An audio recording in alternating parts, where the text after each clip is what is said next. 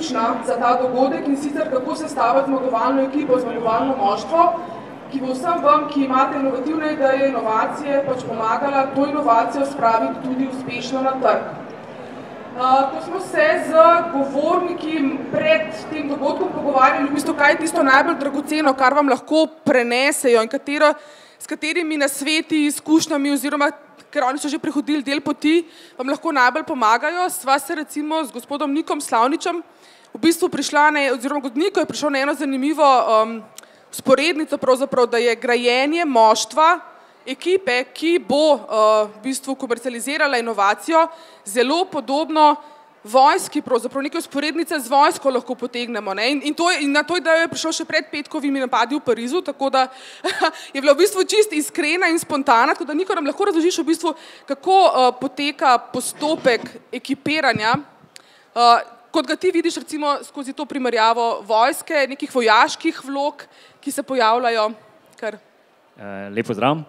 Torej, par vzporednic, ki niso dejansko samo vojska, ampak mogoče ravno ta benchmark. Eno je pač Poslednji samuraj, se pravi, kjer je podjetnik kot samostojen subjekt, inovator, izumitelj in tako naprej.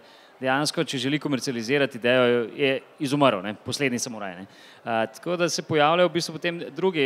Jaz mislim, da lahko vzporednico damo našim start-upom, sploh te, ki so precej aktivni in jih najdemo vedno več vsako leto, da so neke vrste kot specialci, komandosi, kakorkoli, ker so pripravljeni dejansko iti v bistveno globje vode in bistveno bolj se potruditi, se pravi, da dosežejo neke rezultate. Več napora, vedno več napora je potrebno pravzaprav. Tako, in fizičnega, psihičnega, finančnega in mentalnega. Potem pa seveda tudi ni dovolj samo ta specialni del, potrebna je pehota, se pravi, prva zaposlovanja so na najbolj osnovnih nalogah, jaz pravim pol pehote, kar nekaj, code monkeyjev ali pa administracije in podobno, ampak potem je pač, če sploh gledamo, jaz vedno primerjam podjetja, ki ciljajo na mednarodno rast, ki ciljajo na investicije, se pravi zunanje. Tukaj je že težko topništvo, se pravi, včasih investicije tudi nad €1 milijon omogočajo bistveno večji doseg, boljšo oborožitev na nek način s tem. Zelo pomemben element potem seveda tudi grajenja strukture. Potem se iz gverile to prenaša v bistvu v neko strukturo in tem že rabite oficirje, ali so to na področju prodaje, financ in ostalih zadev. Jaz zelo zagovarjam tudi kakšnega tujega generala za prodajo, se pravi nekdo, ki je sposoben, ki je tujec in ki je sposoben seveda, če ste globalno podjetje, to prodajati v tujini. Ker če imamo samo domače sile, se v tujini pač morajo šele privaditi. To in pa potem seveda mednarodni programi, ki so povezani z nekim letalstvom, pa brez vzporednic s Francijo. Tako. Zdaj recimo, če vzamemo primer inovatorja oziroma podjetnika, ki ima recimo tehnično izobrazbo, je inženir, je pač razvil, inovativen produkt, inovativno storitev. Kako naj se on pravzaprav iz ničle, nima nekoga, ima idejo, recimo, da je mogoče deloval v okolju ali v službi ali morda v kakšnih teh razvojnih inkubatorjih, skratka, da je to idejo izpilil do nekega MVP-ja. In zdaj pač vidi, oziroma ne veš, če je dober na čem, ampak on mora nekako ekipo dobiti, da bi to zdaj začeli v bistvu testirati, da bi probali ta product market fit, pravzaprav videti, da imajo nekaj, kar je zanimivo za trg ali ne. Kje so prve vloge, s katerimi prvimi vlogami naj se oboroži in kje naj te ljudi poišče? Tukaj so še dve vzporednice, recimo ponovadi se lotijo nekje v bunkerju. Bunker imenujejo v bistvu vse te, ki so tehnološki parki, akceleratorji, inkubatorji, vse te comfort zone, ki ti omogočajo v bistvu neko prehodno obdobje. Se pravi, da te jih ne odpihne s trga takoj, ko štartaš. In pa lahko rečemo, konjenica, včasih je to tako kot je pri Blažu, recimo, profesori in pa razni svetovalci, ki se pojavljajo v okviru tehnološkega parka, v okviru državnih projektov, omogočajo bistveno več znanja, ki je potrebno. Sploh, ker je tehnološki, kot si omenila, tehnološki inovator, potrebuje določeno stopnjo ekonomskega znanja, prodaje.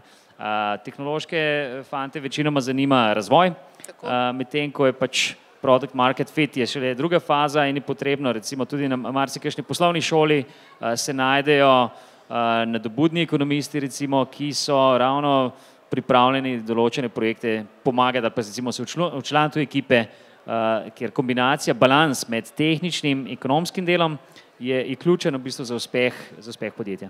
Super, najlepša hvala. Gospa Ksenija, vi ste ena prvih, ki ste v bistvu v poslovnem svetu začela uporabljati izraz poslovni trener, če se ne motim, ne? Torej, specializirani ste tudi v bistvu za razvoj ekip, timov, pa vendar, če se vrneva na začetek, torej k nekomu, ki ima inovacijo in jo želi spraviti na trg, kje naj poišče, kje naj začne iskati pravzaprav, kako naj naplete to mrežo? Niko je recimo omenil, da lahko se ozre, ne vem, pa recimo pri profesorju prosi za pomoč študentov, vendar vseeno, težko je stopati iz tega comfort zona in mogoče vse je neka osebna mreža. Kako iskati, kako začeti v bistvu, kjer so prvi ključni koraki? Meni se zdi, da je res to najpomembnejše zavedanje, da nisi sam čisto zares, čeprav se ti na začetku zdi, da si sam. Mogoče malo bolj na glas. Pravim, da je najpomembnejše to, da se začnemo zavedati, da nismo sami in da začnemo pri svoji tej socialni mreži, kot ste omenila. Se pravi, da ljudi, ki jih poznamo in ki so nam blizu, s katerimi lahko zelo odprto komuniciramo in tudi lahko računamo na iskrene feedbacke. Se pravi, da nam bojo povedali stvari, ki so v redu in stvari, ki niso v redu.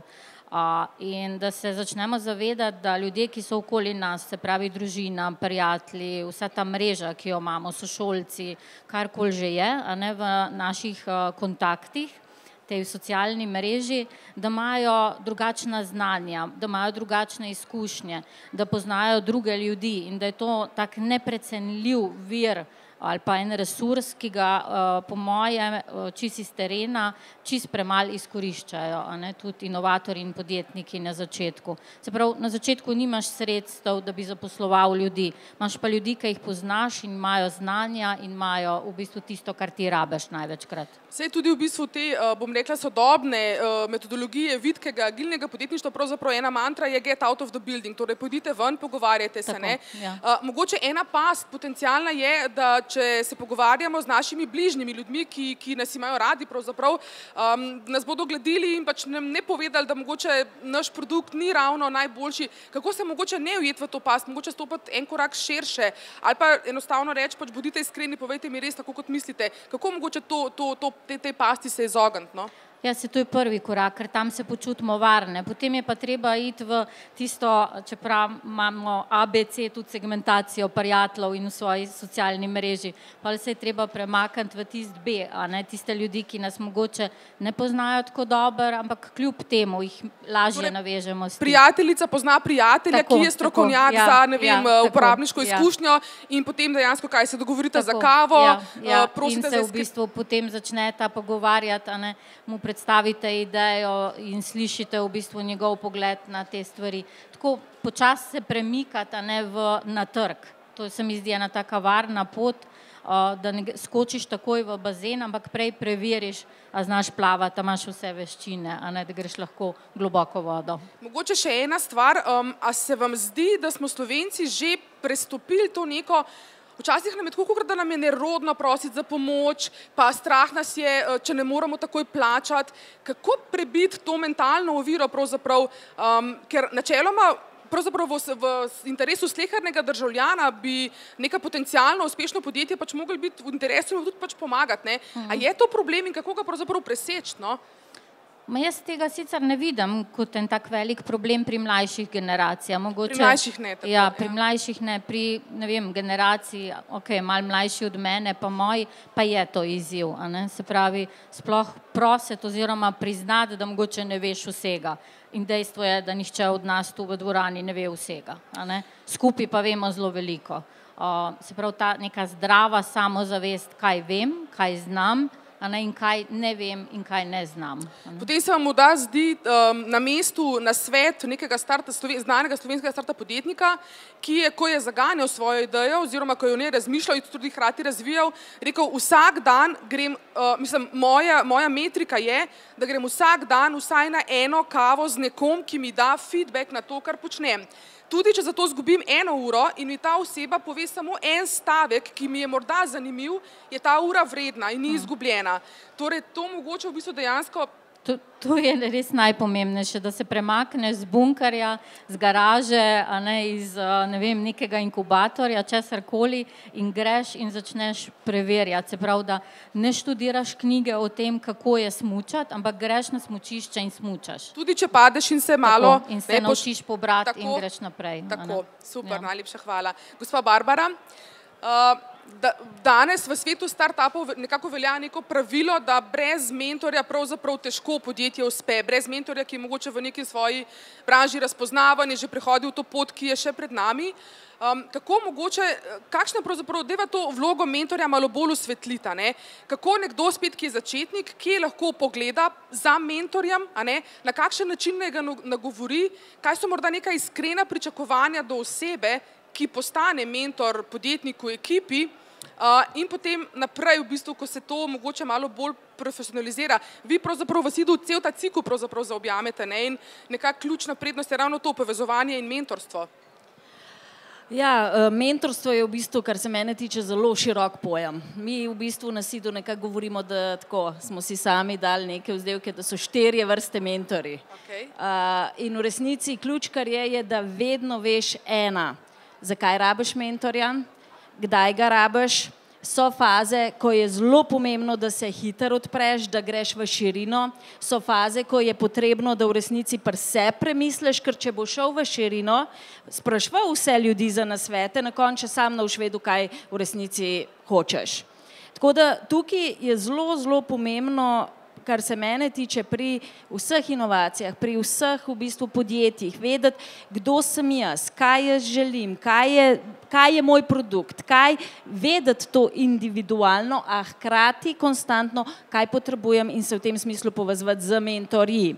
Mentorji pa so zdaj zelo v različnih oblikah. Po eni strani smo že govorili o vseh neformalnih mentorjih, ki obstajajo. Mentori so vaše stranke potencialne, odlični mentori, ki vam lahko govorijo o tem, kaj produkt more biti. Mentori so osebe, ki v resnici so že prehodile to pot in to recimo je eni od ključnih mentorjev, ki jih mi v bistvu zraven potegnemo, so tisti, ki so to pot že prehodili. Če si ti podjetnik, ki želiš potencialno jeti globalno, se moraš obkrožiti s tistimi, ki so to že naredili. Zakaj? Zaradi tega, ker te ti bodo povedali, na kaj moraš misliti, kje so pusti, katere v resnici vse so tiste grožnje, in hkrati, katera so tista ključna vprašanja, ki si jih moraš postavljati. In mentori, te druge vrste, ki so zelo pomembni, tudi med temi se že najdejo, so tisti, ki ti zelo pomagajo konstantno držati fokus.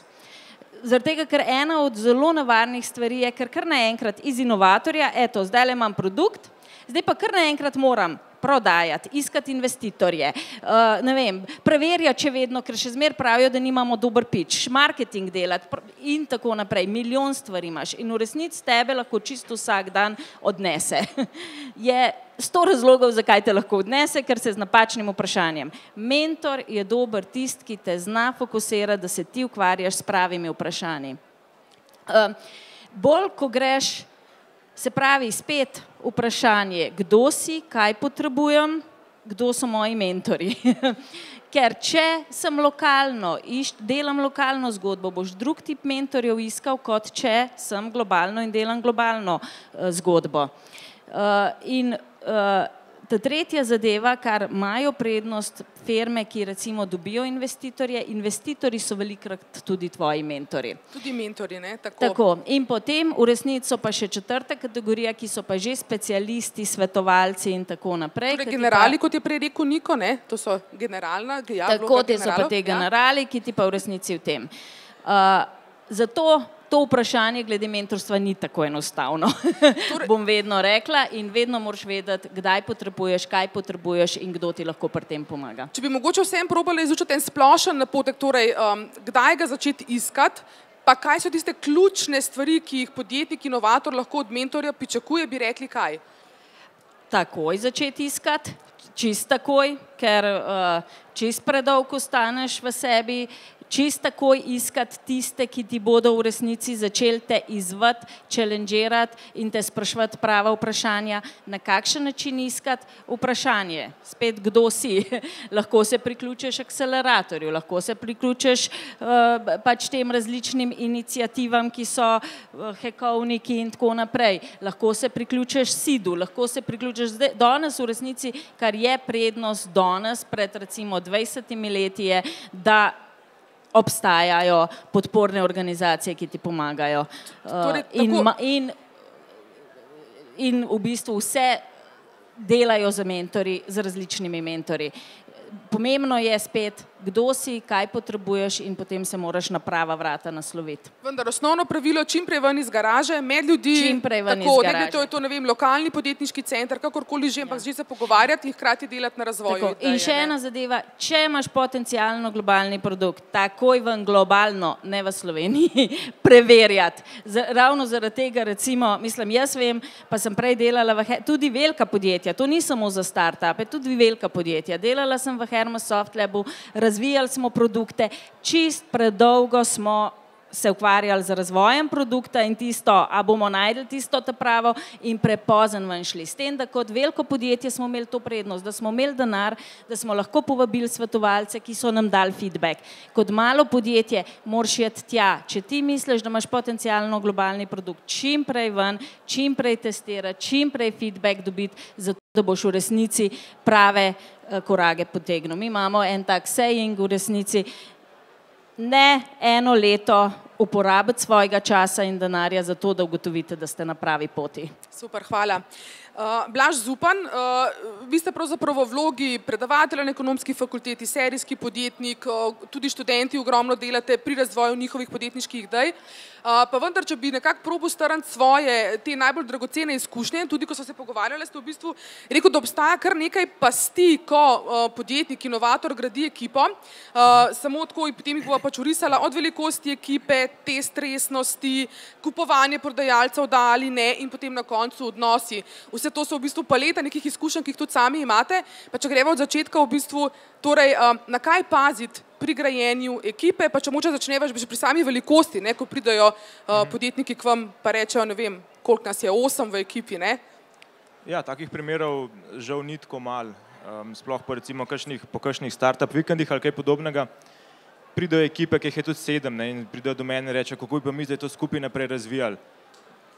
Odgovor je enostaven, nemogoče. Iz dveh razlogov, ker jih je preveč in ker so si preveč podobni. Se pravi, pozabijo na dve ključni zadevi, da če jih je 7, ne bojo na nobenega konsenza nikoli verjetno prišli. In drugo, da to so ponavadi prijatelji, kolegi, sošolci, vsi študirajo isto, kar je popolnoma nepotrebno za razvijati nek projekt. Kje pa je? Kar nadaljuj se, pričujem. In v takem primeru je vsaj takrat, kadar pridajo v polovici približen primerov, na koncu se ne uspejo dogovoriti, se pravi, enostavno nimajo poguma, bi jaz temu rekel, da se usedajo, dajo karte na mizo in rečejo, zdaj pa tiska ne da 500 € na mizo, pa če enostavno ne bo šel naprej. Polovica jih to naredi, od tega se jih polovica, se pravi četrtina skrega, četrtina in pa pol kaj rata, približno tako je po mojih izkušnjah. Je pa takih primerov kar precej.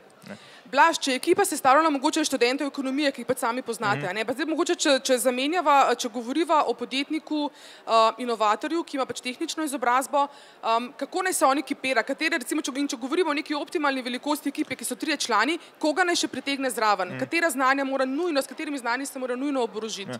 Tudi jaz sem se ravnal, ko sem lastno ekipo delal recimo za svoje podjetja po pravilu, da se 3 oziroma 4 stvari rabijo v resnici v podjetju. Prva je, pa zdaj ne čisto v tem vrstnem redu, da zna nekdo narediti neko rešitev, druga je, da je zna nekdo prodati in tretja, da zna potem nekdo skrbeti za denar. Četrta je pa Tolkien lepo rekel, je pa the one who rules them all, se pravi nekdo, ki zna pa zmenedžirati zdaj celoten proces. Je nujno, da je to nekdo iz te ekipe ali pač neka četrta oseba? Kaj nekako optimalno? Ponavadi taki menedžera je podjetnik sam oziroma se priuči v poklic menedžerja. Dobro. ponavadi. Imamo vprašanje iz občinstva in sicer, kaj je najboljši nasvet, ki ste ga prejeli od svojih mentorjev in vam je spremenil pogled na podjetništvo. Mogoče za vsakega od vas na kratko. Zagotovo vsi ste v vlogah, kjer ste zagotovo imeli mentorje, bodi si formalne, bodi si neformalne. In kaj je bilo tisto, kaj je bil najbolj dragocen nasvet, ki ste ga prejeli in vam je res spremenil pogled na podjetništvo? Mogoče Blaž, kar začneva. Wow. Jaz na podjetniški poti kakšnih posebnih mentorjev v resnici nisem imel.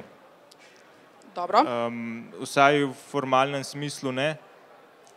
To pa je mogoče najbolj spremenil ali pa vplival na pogled na podjetništvo? Ja. Jaz mislim, da so bili to zgledi, ki sem jih dobil tako doma, kot pri svojih kolegih, recimo na katedri, da enostavno je treba skočiti in začeti plavati. Jaz sem na 5 tekmah plaval, pa na 2 pa pol zmagal, to je recimo moj izkupiček.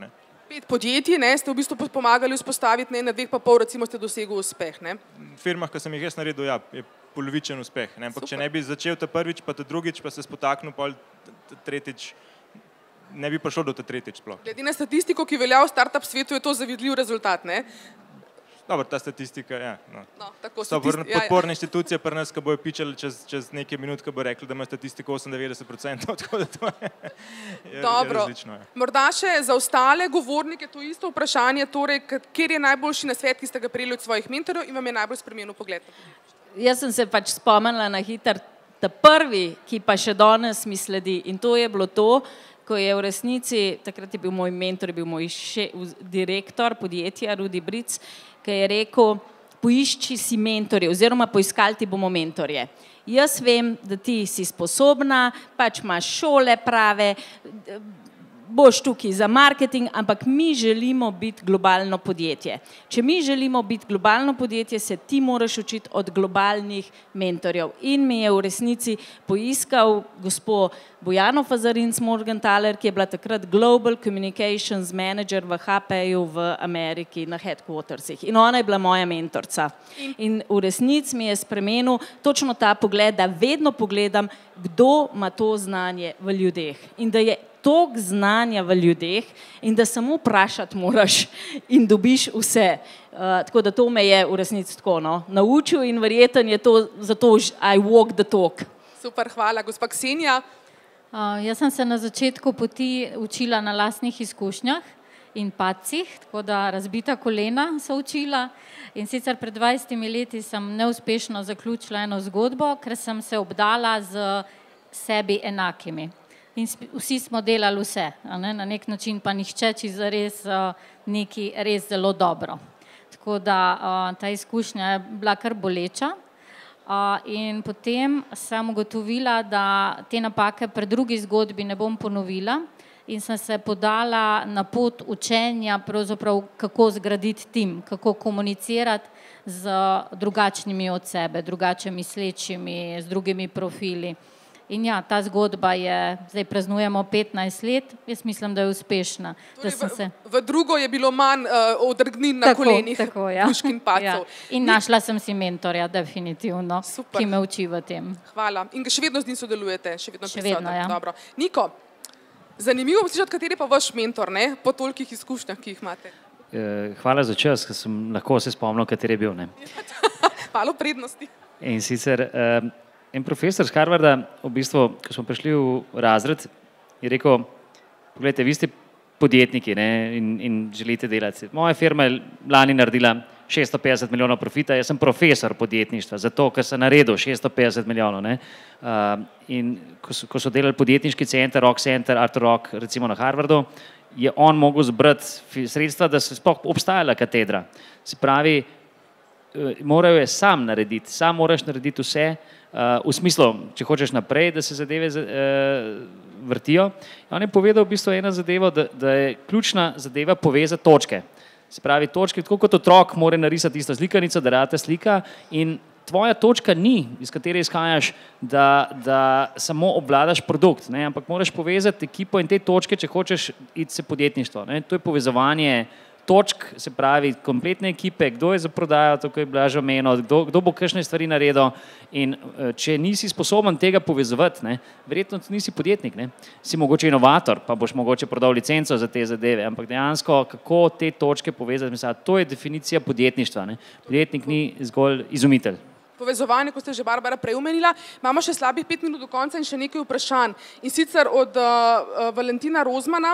Zakaj se na slovenski startup sceni podpira le ideje, ki so izključno plod slovenskega znanja s potencialom globalnega trženja, ne glede na družbeni učinek? Torej, zakaj podpiramo inovacije, če prav razumem, ne glede na to, kakšen je social impact, torej kakšen je družbeni učinek? In še eno vprašanje, ki pa je zginilo. Bilo pa je v bistvu, kdaj bomo začeli kot družba podpirati inovacije, ki imajo res v bistvu, ki imajo globalen, pozitiven družben vpliv. Pa mogoče samo na kratko, pa gremo zdaj v obratnem vrstnem redu. Ja, zelo enostavno. Zakonodaja določa 0,5%, ki gre v dobrodelne namene in je davčna olajšava. Več ko podjetje naredi profita, več bo lahko se pravi imela interesa. Ne. Da se skozi meša socialno podjetništvo pa profitni interes. Ne. Profit ni slab, se pravi narediti profit, ker boš več lahko dal v družbeno koristne namene, ne. Kar se kaže pri kar nekaj poslovnih angelih in podjetnikih. Dobro, gospa Ksenija. Jaz vidim en izziv v bistvu tukaj, da postanemo drzno ambiciozni, a ne, da gremo bolj ambiciozno, trajnostno, družbeno, odgovorno v te stvari. Zakonodaja, ja, vse te stvari, pogoji se morajo ustvariti, ampak ta drzna ambicioznost mislim, da nam manjka in da tukaj še vedno preveč o škatli razmišljamo. Gospa Barbara. Ja, nekaj je zakonodaje, pa družbena tudi zavest. In jaz mislim, da v resnici se začne pri vsakmu posamezniku, ali to, kar dela, ima pozitiven učinek generalno v družbi in s tem v resnici začneš to zavest o družbenem podjetništvu oziroma podjetništvu z družbenim učinkom. In jaz mislim, da v bistvu se ta zavest prebuja, če dalje bolj se pogovarjamo o tem, se tudi prav kot z iniciativami to krepi, tako da mislim, da smo na tej poti. Je pa tako, da tudi Evropa je na začetku te poti, vsi smo na začetku te poti, ampak jaz mislim, da ja, absolutno se moramo vsak pri sebi vsak dan spraševati in tudi kot podjetniki. Blaž. Vse je bilo veliko narejenega v resnici v zadnjih letih. Ne. Tako na področju zakonodaje imamo zdaj možnost registracije socialnega podjetja, kjer tudi država daje spodbude takim podjetjem. Imamo celo inkubator, ki podpira prav socialne projekte. Tudi če gledamo, že kaj ljudje kupujemo, gre vedno bolj, ne veliko, ampak vedno bolj v smer tega, da podpiramo tudi to vrstne izdelke. Jaz mislim, da tukaj veliko je bilo narejenega. Se pa seveda absolutno strinjam z Nikotom. Kdo so ljudje na svetu, ki največ dajo dobrodelne namene? Ljudje, ki so sami že ogromno denarja zaslužili. Warren Buffett in njegov klub. Kdo so te ljudje? To so najbogatejši ljudje na svetu. Se pravi, če hočemo biti dobrodelni, v resnici je zelo koristno, da smo zelo bogati. In za konec vprašanje, kako hitro postaviti oziroma kako naj vemo, kdaj postaviti produkt na trg, torej kdaj je tisti čas, da bo kupec zadovoljen in da ne bomo prehitri v smislu premalo kvalitetnega izdelka. Torej, when is the time to market? Blaž, pa kar začneva. Ja, včeraj. Včeraj. Obstaja en pregovor, v katerem tudi ti na startup delavnicah predavaš, če ti ob prototipu ni nerodno, si verjetno porabil zanj preveč časa, ne? Ja, mi smo dali ven, jaz se živo spomnim, sem hodil okoli naše tiskalnike servisirati takrat, ko sem vedel, da niso delali, ampak sem hodil tja zato, ker kupac je pa mislil, da delajo. Ne. Za njega so delali tako, kot bi mogli, jaz sem pa mogel vsak dan tam biti. Absolutno čim prej, takoj. Ne. Takrat, ko zapravaš denar za to, da si testiral, brez da bi testiral pri kupcu, je to zelo nevarno početje. Zelo. Torej, ni nevarnosti po prehitro, je nevarnost bolj za prepočasi, ne? Ja, bila je narejena raziskava, kaj so najpomembnejši elementi uspešnosti startup podjetij in daleč na vrhu je bil timing. Hitrost verjetno, ne? Niti ne hitrost, ampak pravočasnost. Pravočasen timing. Da si pravočasen, moraš pa ali biti prehiter ali pa malo počakati, tako da tukaj odgovor je zdaj ni enoznačen. Je lahko oboje, ampak vsekakor pa jaz mislim, da ne škodi, če en dan prej, kakor pa en dan prepozen, je pa lahko že pač to, kar beseda pomeni prepozen. Torej, če vam ni bilo nerodno hoditi vsak dan k kupcem, zavedajoč se, da produkt ne dela, kot bi Še moral. zaključne misli bi prosila. V redu. Hvala. Mogoče samo še en stavek z vaše strani, torej kdaj na trg? Jaz bi se zelo strinjala. Produkt se mora razvijati z strankami, kar pomeni, da v resnici moraš jih vključevati takoj, zelo zgodaj v procesu. Rekla bom takoj, zato ker vem, da mi imamo tendenco vedno biti prepočasi in zato čim prej. Se strinjam takoj. Mi smo to obdobje, ko testiramo neko storitev, izkoristili, da je to neka naša marketinška tudi aktivnost, da naročnike, s katerimi imamo odnos, jih vključimo v to testiranje, povemo, kaj se gremo, manj zaračunamo na nek način in v bistvu takoj pravzaprav na terenu uživo preizkušamo. Produkt razvijate skupaj s stranko. Tako, ja. Niko? Evo, en angliški pregovor, podjetniški. Fail quick, fail cheap. Torej, je vse jasno, čim manj denarja izgubite v razvoju, tako da boste lahko testirali s pomočjo več kot 600 platform, kot so Kickstarter in podobni, ko zelo hitro dobite feedback, veste, kje ste. Najlepša hvala vsem. Zdaj pa ste v bistvu vabljeni, da naše govornike poiščete v množici in z njimi nadaljujete debato, kjer imajo še ogromno, bom rekla, nasvetov, prava zakladnica znanja, tako da le pogumno potem do njih še v času tega dogodka. Hvala vsem.